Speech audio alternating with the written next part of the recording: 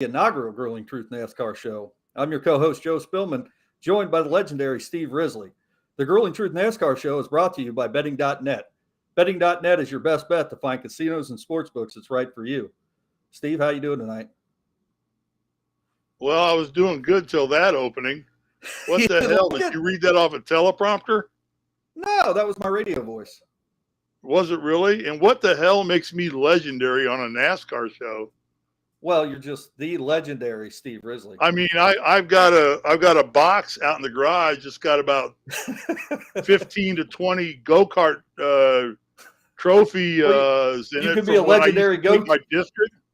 You know, if you look behind you, you see the Viagra car, which was sitting in my driveway, and for 5 straight years. And I would always take my district, which was made up of about 7 or 8 good-looking blonde girls, and we would go-karting. And, of course, they would get in the cart one time and then not want to race again because it would break their nails. So they didn't want to get in. So, basically, I got to drive a go-kart for 2 hours because the girls never wanted to get back in the cart. So it was kind of a lot of fun for me. And but I won the trophies all the time, so I just stacked them up in a box. So I guess I could put those all out on display and take all my basketball memorabilia down. And Steve, but I do love NASCAR. Legendary. I've loved it since 1969. That's why you're legendary, Steve. Well, we're starting this show. A legend in my own mind. Who is Bobby Perez calling fatty? Oh, watch it, Bobby. You can be blocked real easy. I don't know how, but you can. Yeah. All right. So what's the point of our show here, Joe? What are we going to try to accomplish? Well, we're a couple weeks late with this, Steve. I know we've been talking about doing this show for a couple weeks, and I think it's a good time that me and you can just sit down and talk some NASCAR. Like I said, we're a couple weeks behind, and no, we're not. Yeah, we are. We're heading into the third race of the season. All right, you want me to catch you up? Yeah, go ahead. All right, Bobby, you're pissing me off already. First guy writing comments on the map. I'm getting trolled already. Daytona. You want to start with Daytona? Yeah, go ahead. All right. In my opinion, Daytona is a track that you never know what's going to happen there. It can be anybody's race to win. That makes the race a lot of fun to watch because, anybody can come in and win that race. All you got to do is keep your nose clean, stay out of the big ones, the trouble, and be in the top 15 cars with 3 or 4 laps to go. People tend to, it's a strategic race to me in a sense that you got to keep your car aerodynamically sound because of the speeds they're running at. And you've got to stay out of, you got to be able to avoid the calamity that goes on and know when to pit, when not to drop to the back, when to get back there and get out of the way a while. But it's not a race where the best driver, you got guys that have raced forever. Tony Stewart never won one. He never won. Dale Earnhardt went 20 years without winning that race. This is nothing that I'm not telling anybody who's not going to be listening to us who isn't a NASCAR fan. So, but that's just to sit at the edge of your seat and wait for the big wreck to happen. Fun race. Steve, although this year we can get into it when we talk about the car. The pack racing for the time being has kind of gone away. They've gotten more back into tandem racing a little bit now. The drafting partners situation got a lot more entertaining and exciting, caused a few more wrecks, but the pack racing, as we know it, as it sits right now, is kind of verklempt a little bit, and I'm anxious to get back to the pack racing. Yeah, but Steve, I don't know if we're going to see that with these new cars. I think we saw engineers haven't gotten hold of these things yet. Yeah, that's true. We've seen the last couple of weeks that, even at Fontana, a wider track, and Daytona, where you see typically especially at the end of the race, 3-4 wide racing, that as soon as those cars get out of those two packs that they form, they just shoot right back to the end of the pack. We saw that last week with Denny Hamlin. He goes on that last restart in the sixth position, makes a move to get to the front, and he ends up finishing 15th because he gets out of the draft. And I think that is really, really hindering some of these drivers that have typically been able to get a good restart and get to the front of the pack and set themselves up for a win. Yeah, no, there's no doubt. And, they had Tony Stewart on commenting on that, and he said he loved it because he thinks that these new cars right now are putting the success of the car back in the hands of the driver more.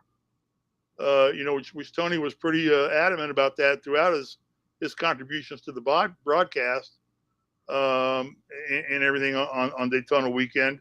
So in that matter, I like that. I like the fact that the drivers are more involved in the car, and it's just the aero packages and the ground effects controlling the car. Because I've heard tales of going to Daytona and basically you being able to just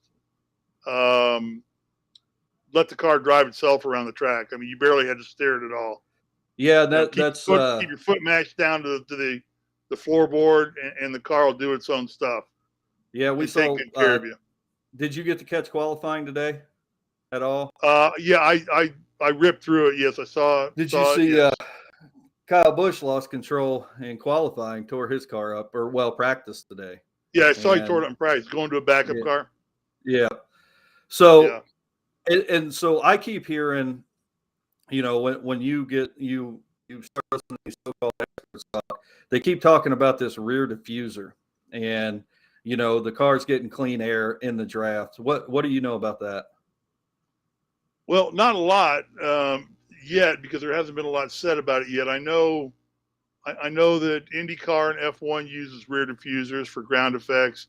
Mostly that is to clean up the air for the car behind them a little bit. That's what as I'm understanding. I don't know if that's a intended benefit, but one of the benefits of is apparently because it unifies the air more under the car. And I don't know if you saw the crash at Daytona when the car flipped upside down. The bottom of those cars now is just straight flat. They have a skid plate basically protecting the entire bottom side of the car, where before you had a lot of nooks and crannies and exposures that would create drag and draft and things, and more turbulence coming out of the rear of the car. So it seems to me that without being an engineer, one of the things that they've tried to do is smooth out that bottom, give the cars a little bit better grip, a little bit better handling, use those rear diffusers to stabilize the rear end of the car more, and try and make the aero packages more uniform on the cars at this point in time. Because in the end, if I'm not mistaken, I believe one of the things they talked about was this is a car that they should be able to take and race at any track. That there's not a need for a program anymore to have a garage of 15 cars for one driver. Right. We have a short track car. We have a road course car. We have a 1.5 mile car. We have a 1.5 mile high bank car. We got a 2 mile car. We got a super speedway car. And to the point to where they were getting to the point to where a lot of these teams were just having almost a car for every track to some extent. So but now I think that the as I read as this development of the next gen car was coming out, was that it was supposed to end up being a car that you could pretty much just run all under any race circumstances that any track you were going to run on. Pull it off the trailer, dial it in, and then you should be able to go racing with it. Right. And so do you think that with that, and you talked about, having a 1.5 mile car, having a super speedway car, do you think having one car with this carbon fiber body is going to make racing more competitive for the smaller teams? That's a good question. I don't think I've seen enough races yet to determine that. I'm still seeing Kyle Larson Pretty much dominated everything so far in the first 2 races. Finished second in qualifying today. So I don't know that a lot's changed. You got Austin Cindric running the 2 car, the famed 2 car for Penske. I mean, I have not seen any smaller teams step up. I don't know if I consider 2311 Racing a small team anymore. It's a new fledgling team, but when you have the likes of Denny Hamlin involved in that program, you know that they're getting Toyota support, which means they're getting Joe Gibbs support. I don't know that they're a small team. And you've got Bubba Wallace that finished second at Daytona for the second time. So I don't know that it's changed that much yet, but I think it's going to take time to balance out the tracks. I mean, you got a super speedway track where anybody can win. I think there were a lot of teams that were up front at the end that you don't normally see up front at the end of that race. Fontana was as good a race as I'd seen at Fontana in a long time. Now, it'd been 2 years. The track was really rough. They were going through the tires quicker, but I think that's all fine. You know, there's talk and I live out here in Los Angeles. There's talk that they're going to take that track and tear it down and make it a high bank short track. But I think right now money's an issue for the owners of Fontana. And right now I think that they're pretty happy with the racing they're getting on the 2 mile. Yeah, I think for the next few years, that track's going to stay the same it is. Now, you know, that changes verbatim week by week. If you listen to Sirius NASCAR radio or watch any of the news magazines on NASCAR, that information all changes. So I don't think we can tell yet if this is going to be a financially easier car to manage. I think it will be if it does what it's intended to do, which is be a little bit more durable. We haven't seen the cut tires and the problems have when cars have banged into the wall.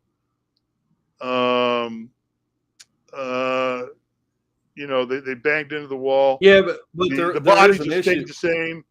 I think the problem is you've got by going to an 18-inch rim, you've got a little bit narrower sidewall on the cars, and that's causing a problem. You've got a whole different suspension package on the front and the rear. You got rack and pinion steering now, which is a lot more finicky and a lot more fragile than the old gearbox steering systems they used to use. And you've now gone to independent rear suspension on the rear end of the car, which has also gone from the single axle, which is a lot more durable. You could bang it more before it beats up. Now, you know what happened probably to Elliott when he got wrecked in the last 5 laps at Fontana. The car didn't look damaged at all, yet it knocked him out because I think he damaged his suspension. And while the car looked clean, the independent right rear suspension, when he tagged the wall, got banged. And he tagged the left front, too. I mean, Larson runs into him on the left front. So I think that there are nuances they have not figured out about these cars yet. And they're going to be making changes on these cars. There's no doubt. They're working right now. I mean, you've seen all the cars now blow tires on a slide. And they get stuck in the grass. That didn't used to happen.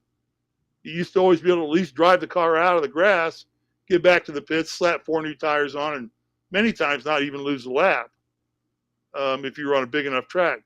Now you're just dead in the water. It's because the cars right now, because of the thinness of the tires, they're not running interliners in the cars yet. They decided they went without interliners. Now, and what I listened to this week on NASCAR radio, Goodyear's working feverishly to come up with an interliner to keep air, some form of air in those tires to at least get them out of the grass. Because, you know, right now NASCAR's instituted a pushback policy where they will send a tow truck out to push you back to your pits rather than take you to the garage if it's simply just flat blown tires. Although you're still going to lose a lap to 2 laps, it's going to hurt you anyway. So is the car going to be less expensive to use? That's hard to tell. I mean, most teams are going to, even we talked about Kyle Busch today. My understanding was that Gibbs only had one backup car they brought.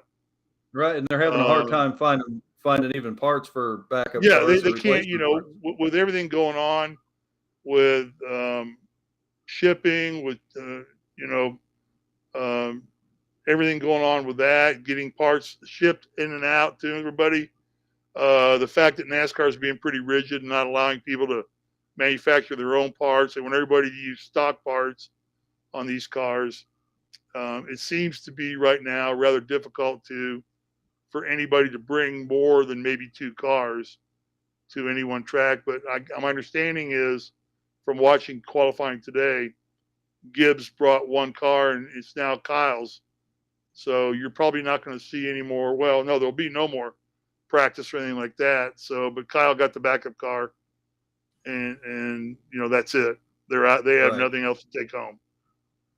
Now they can cannibalize his wreck number 18 and take what parts they need off of it. Right. But it's I think it's a situation where they probably weren't really ready to start the season with this car yet, but they needed to go. I think the program started a year earlier than they originally wanted to. Well, they wanted to do this last year, if I believe. Was it last year? Yeah, that was their intention, was to bring this car for the 2021 season, and it wasn't quite ready. And I think you're right. I don't really think that they were ready to bring this car into operation this year, because we have seen a ton of problems. One thing that you didn't hit on was the single wheel lug nut and these 18-inch forged rims. Well, that hadn't been a problem though. Well, at Daytona, we saw 2 of them just crack apart. They had some manufacturing flaws, but that's not been a rampant problem. That was probably just a you got the car that was built on Monday morning when everybody comes to work hungover. Never buy a car that was built on Monday morning or Friday afternoons, because the people building those cars on Monday mornings are trying to get situated again. The people building them on Friday afternoons are trying to get home as fast as they can. So that's an old standing joke in the auto industry. When was this car built? On Monday or Friday? I ain't touching it. I want one that was built on Tuesday, Wednesday, or Thursday. Right. See, when I was in the Army, when we were in basic training, we had our grenade day at the range. The drill sergeants messed with us, and they handed us two grenades and sent us up to the line to throw them. And they said, "Well, I hope these weren't the grenades they made on Friday afternoon." So there you go. See,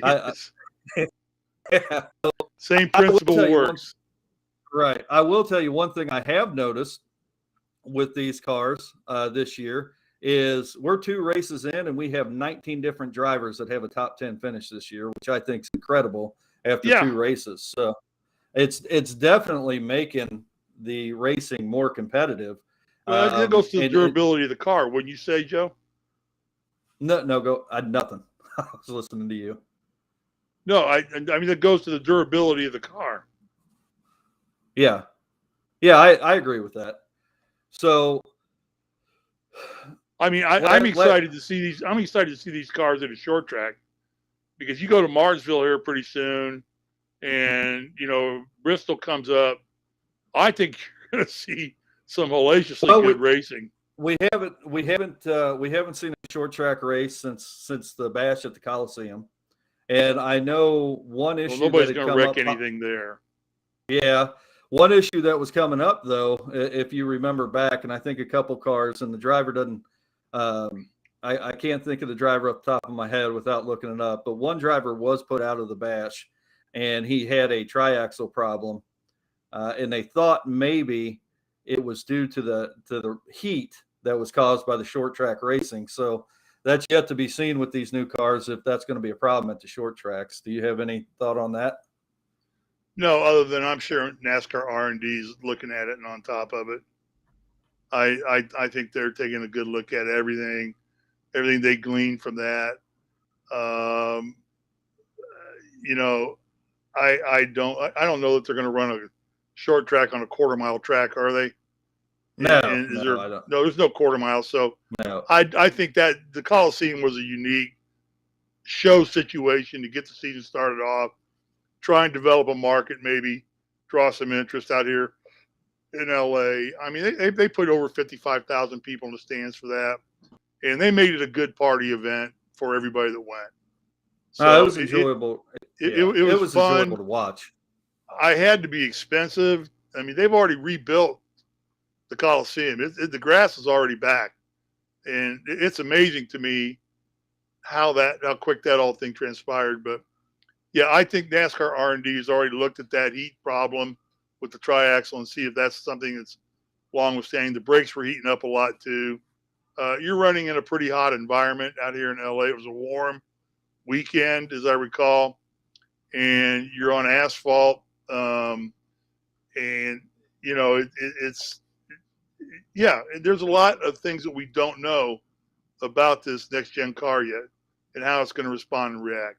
But the things I think overall, the things that everybody's seen have been positive. The car's durable. You know, I don't know if there's been any there's been no engines blow up. Now, generally the power plants are.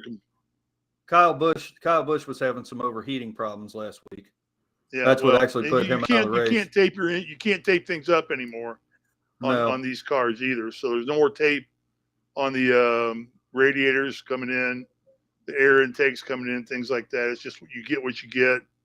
Keep your engine cool, and so I think it's a learning curve, and I think the cars look cool.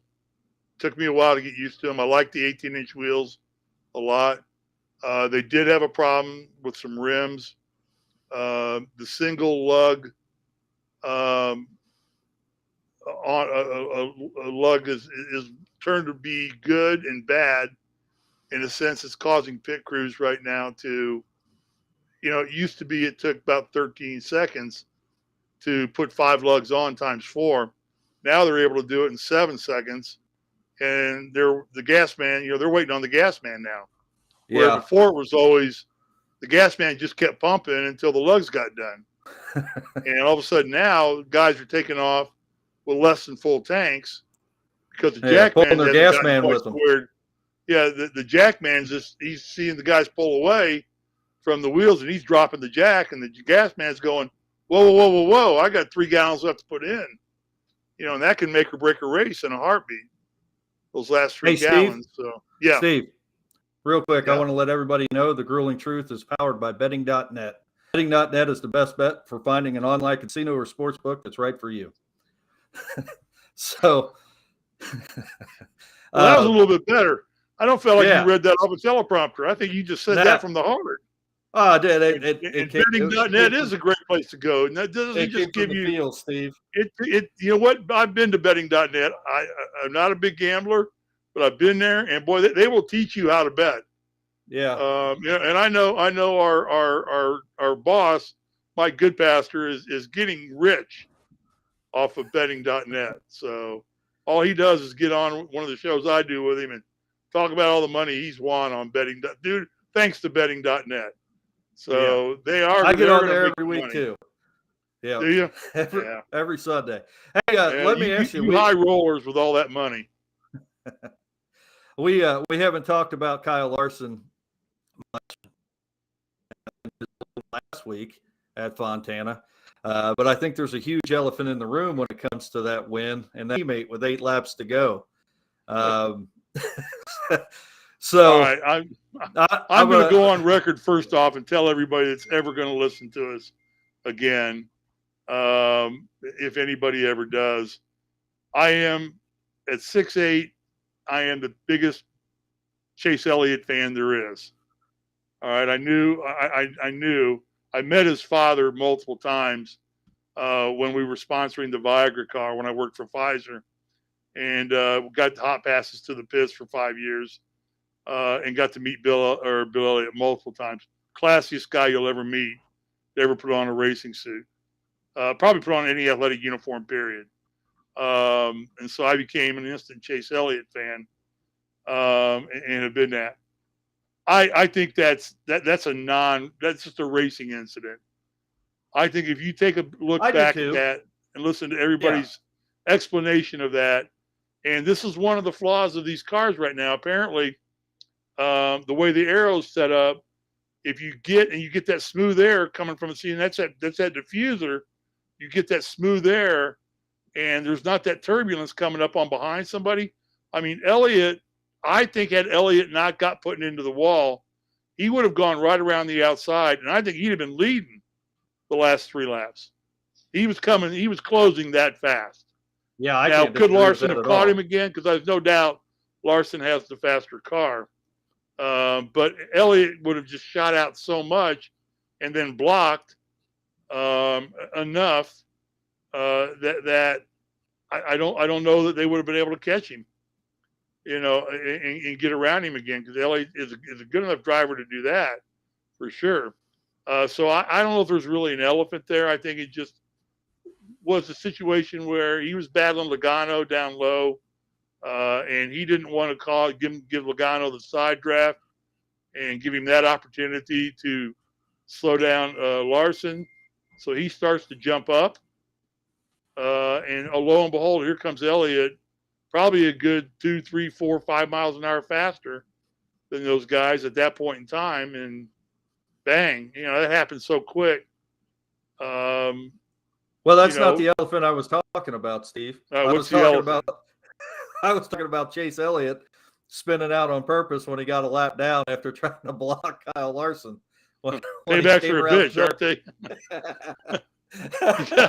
Well, I think that's called the heat of the moment there when Elliott says, well, you noticed when he came up to lap Elliott definitely jumped right up in his lane and blocked him. You're right. As if to slow him down. And then he lets him go. He drops back down and lets him go. And then as soon as he gets by him with about 2 laps to go, here comes Elliott on a nice, clean spin right in the middle of the track. Oh, yeah, he did. I 100% believe he did that on purpose. So, yeah, Chase is he's like Niedermeyer in Animal House. He's a sneaky little shit. But I don't think that was very unobvious what he was doing there. What are your thoughts for Las Vegas this weekend, tomorrow? Las Vegas it's a 1.5 mile track. It's a very fast track. So speed's going to be the importance. And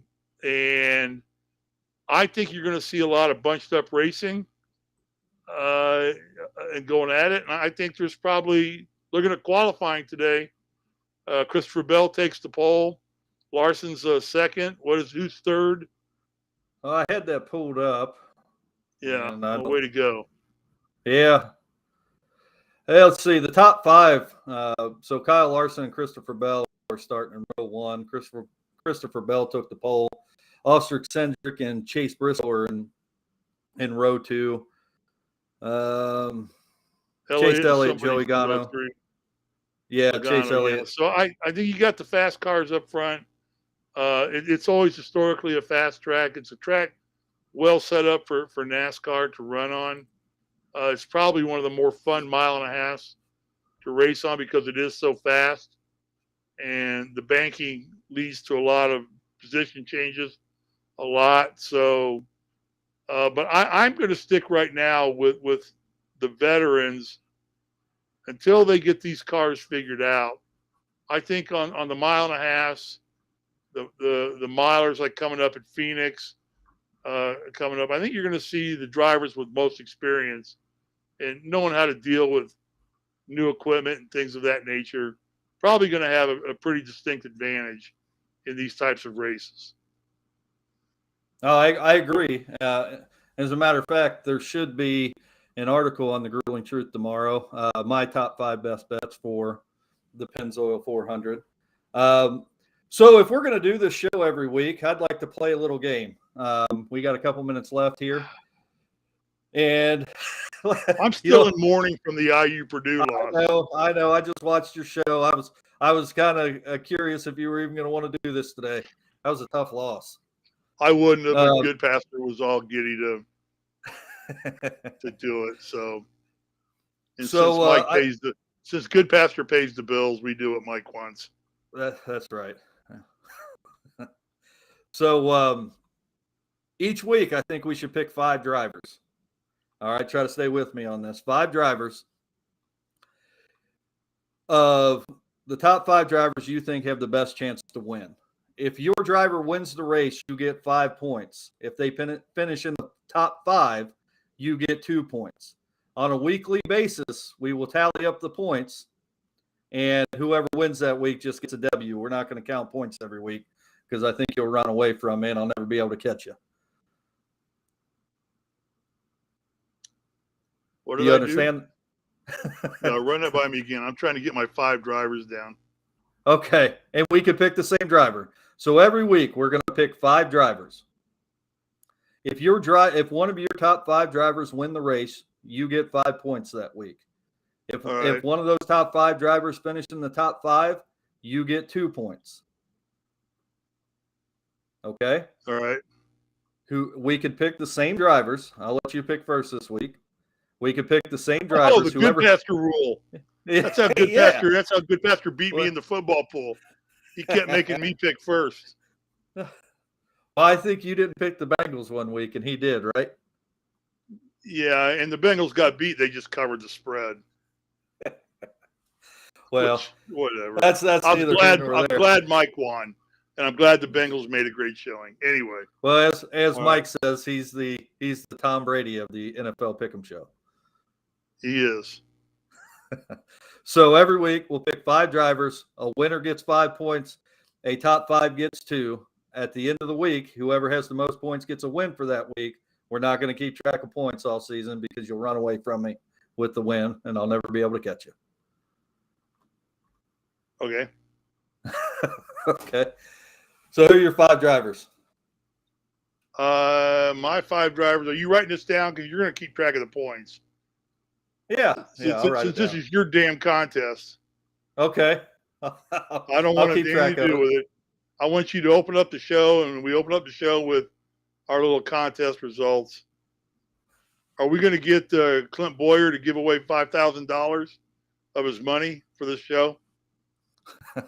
I haven't talked to Clint Boyer to see if he'd give us $5,000. No. All right. Well, all right. I'll tell you what, Steve. If you beat me, I'll buy you a little plastic trophy. I have plenty of little plastic trophies. Thank you, though. All right, let's hear it. Who do I think what is going to win? Well, I think the 5 I would go with, the winner is going to come out of this group: Larson, Logano, Hamlin, Elliott, or Harvick. Did you already? Now my concern is that the Fords are not up to par yet on the Aero with the next gen. And other than that, I think you've got the Chevys that are doing a fabulous job. Logano is a great 1.5-mile track racer. Hamlin's always in the hunt at race time. I think he's starting mid-pack somewhere in the 15th or 16th. But like I said, we'll get to that as we wrap up. And then Larson is just on fire right now. And until they catch him cheating, he's just going to keep kicking everybody's ass. Yeah. I don't know that he's cheating. I think he could just drive anything. It's never cheating until you get caught, Joe. Well, I guess not. So it's looting. It's called looting. Looting is nothing more than Christmas shopping until you get caught. Yeah, I once had somebody tell me that nobody really steals; they're just trying to get their own shit back. There you go. Yeah. All right. So who you got? I'm going to differ for you on one driver, and I agree with you on Larson, Logano, Hamlin, and Harvick. As a matter of fact, I think Harvick has 2 wins at Las Vegas. I think Logano has 2 wins at Las Vegas. Larson won last year, and Hamlin won the fall. Hamlin won the fall race last year at Las Vegas, I believe. But Keselowski also has several wins at Las Vegas, and I think he historically performs well at Las Vegas. So I'm going to take from your 5. I'm going to take Chase Elliott out of there, throw Keselowski in there. Bad move. Keselowski cannot finish a race right now. No, he can't. But he cannot finish one, and he's in a Ford. I believe He's in a Ford. He's in a Roush Ford. Is He he is, not? and he And finished 27th. I just pick Harvick because I think Harvick is a gutsy, gritty driver who can will any car to victory lane. And I have so much respect for him as a driver that I think you can put him in anything. Right. And Keselowski Hart, right so now, he's learned to be an owner. He's got his head wrapped around 5 different steering wheels right now, and I just don't think he's totally focused. I think you're going to see him be competitive because Brad is a good driver, and he'll bring some stuff from Penske to Roush that will help those cars. But I think he's a mid-season winner before I'm going to pick him right now. If I were you, I would have taken Kyle Busch if you're going to replace Elliott. well, But I don't like you for replacing Elliott. I don't. Well, Elliott's right there, but Elliott's I not think finishing races either, so he hadn't finished a race in a long time. Keselowski's won 3 times at Las Vegas. He likes that track. Yeah, well, what have you done for me lately? And Kevin Harvick, though, he hasn't won since 2020 at the Bristol Night Race. So, but Elliott stopped that last year. Yeah, Harvick's due for a big win, I think. So I think you're right. I think Harvick, if he can run a clean race, I think he's going to be up there tomorrow. I think Hamlin's going to be up there tomorrow. I think Chase Elliott's going to be. Well, Elliott's got a fast car. Lozano's always in on it. Elliott's got a car probably every bit as fast as Larson. I just think at this point in time, Larson may be a little bit better oval driver than Chase right now. It pains me to say that, but I think it's the truth. I think Larson is just the most dynamic driver on the track right now. But it's not out of the question either that we, get a driver out of left field, come and win these races. We don't know what these guys are going to look like on the mile and a half yet either. Right. So, no, we don't. So, that's my best bet for tomorrow. Those are the drivers I will be betting on tomorrow. So, it is what it is. Anything can happen in a NASCAR race. That's what makes them fun. Yes. Well, Steve, what you got any final thoughts to wrap up the show today? Yeah, I do. I want to thank I think my mom listened to this, maybe. My wife didn't even listen. So she's listening. She's watching Young and the Restless. She had 5 shows to catch up on this week. So but understand this is our first show. We had a lot to go with 2 weeks. We're getting organized here. When it gets down to, we'll be able to pick apart one race at a time. Things will get a lot more involved and in depth. Kind of wanted to give a general overview and talk about the things. You're welcome to plug in and ask us questions or bring up topics that we should talk about or get involved in a discussion with us. But I'm religious. I watch everything on television there is with NASCAR. I know I am a gearhead, par none. I know it drives Good Pastor crazy, but that's okay with me.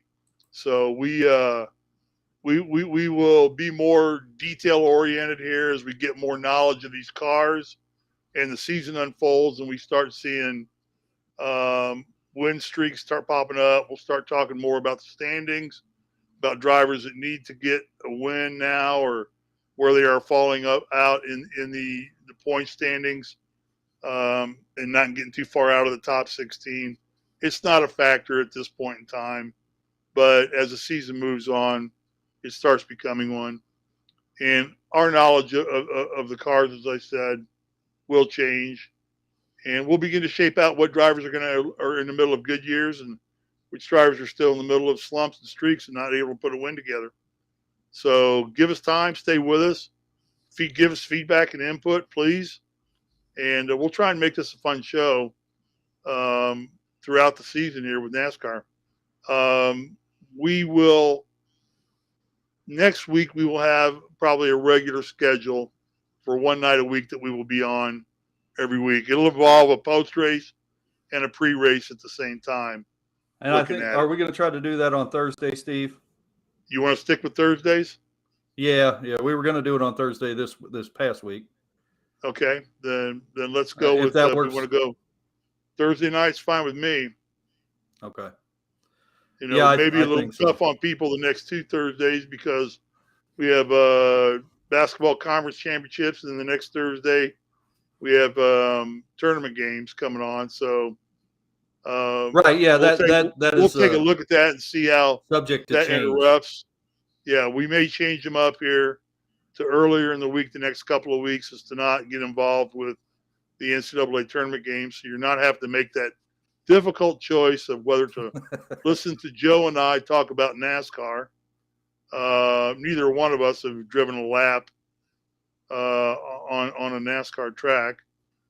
Although I did take my personal car on the Indianapolis Motor Speedway one time. I got to go 20 miles an hour. They paced you and paraded you. And that's why you're a legend, Steve. There you go. Stop the legend stuff right now. I just or I'm going to tell everybody what your real occupation is. Yeah, don't do that. I'm not going to. My account will be flooded. My servers won't be able to handle it. Yeah. So yeah, I just want to echo what you said, though. I don't really think that we can give a real accurate overview of what's going on until at least probably Martinsville, after we've seen these cars at all the different tracks. So, it's going to take us a while as fans of NASCAR to learn how these cars are going to react and what the different drivers are going to do this year. I think Kyle Larson certainly proved that he's acting like Kyle Larson. But outside of that, I think it's just really too early to tell where this season's going to head. So, that's kind of where I'm at. Stay tuned. I'm looking forward to a fun season of NASCAR here. We'll get better. Yep. I want to thank everybody for tuning in. I want to remind you that the Grueling Truth NASCAR show is brought to you by betting.net. It's your best place in finding an online or sports book that's right for you. Have a good night, Steve. Good night.